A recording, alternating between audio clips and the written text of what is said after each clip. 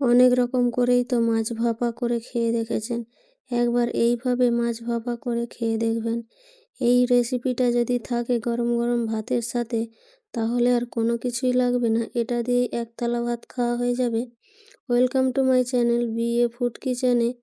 একটা লাইক দিয়ে সম্পূর্ণ রেসিপিটা দেখার অনুরোধ রইল। এখানে আমি প্রথমেই নিয়ে নিয়েছি বেগুন। ছোট সাইজের বেগুনকে দুফালি করে কেটে নিয়েছি। এবারে নিয়ে নিয়েছি এখানে 5 পিস মাছ, রুই মাছ নিয়েছি। মাছগুলোকে ভালো করে ধুয়ে পরিষ্কার করে নিয়ে জলটা ঝরিয়ে নিয়েছি।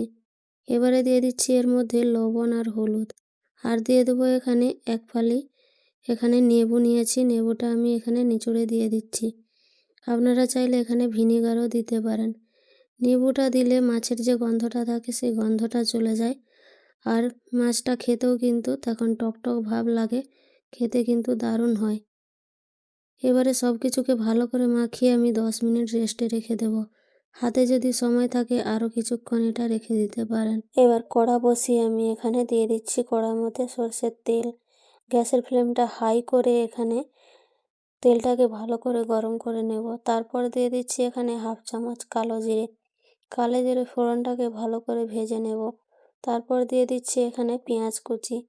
পেঁয়াজ কুচিটাকেও ভালো করে এখানে ভেজে নিতে হবে একটু লাল লাল করে।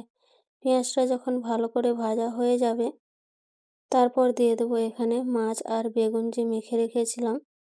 মাছ বেগুনটা দিয়ে কড়ার মধ্যে ভালো করে এখানে ছড়িয়ে দেব, যাতে মাছ আর বেগুনগুলো ভালোভাবে ভাজা হয়ে যায়। একটা সাইড গ্যাসের ফ্লেমটা এখানে মিডিয়াম রেখে বেগুন আর মাছের একটা সাইড ভালো করে ভেজে নিয়েছি।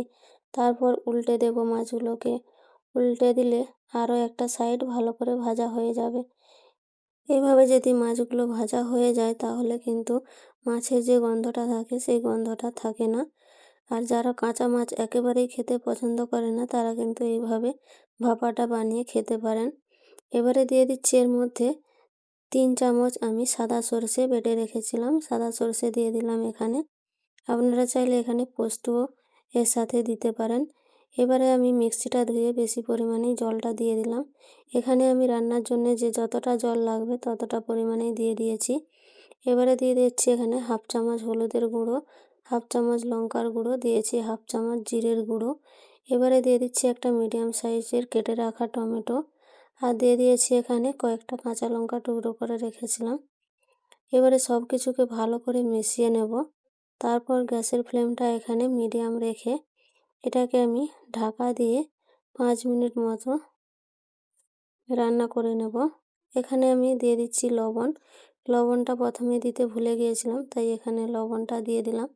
প্রথমে মাছে লবণটা দিয়েছি, তো এখানে আমি অল্প করে দিয়ে আরও ভালো করে মিশিয়ে নিয়ে এটাকে আমি 5 মিনিটের জন্য গ্যাসের ফ্লেম মিডিয়াম রেখে ঢাকা দিয়ে রেখে দেব।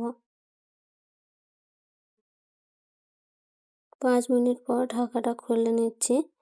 দেখুন রান্নাটা আমার প্রায় হয়েই গেছে। মাছ আর বেগুন প্রায় সিদ্ধ হয়েই গেছে সব কিছু ভালোভাবে, আর ঝোলটাও অনেকটা কমে গেছে।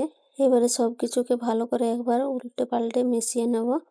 তারপর দিয়ে দিচ্ছি এখানে উপর থেকে সরষের তেল। 3 চামচ মতো আমি সরষের তেল দিয়ে দিয়েছি। এবারে ঢাকা দিয়ে আরও 2 থেকে 3 মিনিট মতো এটাকে রেখে দেব। তো 2-3 মিনিট পর ঢাকাটা খুলে নিয়েছি। রান্নাটা আমার প্রায় হয়ে গেছে। এবারে গ্যাসের ফ্লেম এখানে বন্ধ করে দেব। মাছগুলো কিন্তু ভালোভাবে সিদ্ধ হয়ে গেছে, তো আমি ঝোলের পরিমাণটা একটু বেশি রেখেছি। আপনারা চাইলে ঝোলের পরিমাণটা আরও কিছুটা কমিয়ে রাখতে পারেন। তো তার জন্য আরও 2-3 মিনিট মতো রান্না করে নিলেই ঝোলের পরিমাণটা এখানে কমে যাবে। এবারে গ্যাসের ফ্লেমটা এখানে বন্ধ করে নামিয়ে নেব। রান্নাটা আমার কেমন হয়েছে অবশ্যই কমেন্ট করে জানাবেন। আর এরকম যদি গরম গরম ভাতের সাথে থাকে মাছের ভাপা, তাহলে তো আর কোনো কিছুই লাগবে না। আজকের রেসিপি যদি ভালো লাগে তো লাইক কমেন্ট করে শেয়ার করে পাশে থাকবেন। আর নতুন বন্ধু হয়ে থাকলে চ্যানেলটাকে সাবস্ক্রাইব করে আমার বন্ধু হয়ে পাশে থেকে যাবেন। আর যারা সাবস্ক্রাইব করছেন তাদেরকে অসংখ্য অসংখ্য ধন্যবাদ। আর রেসিপিটা শেষ পর্যন্ত দেখার জন্য অসংখ্য অসংখ্য ধন্যবাদ।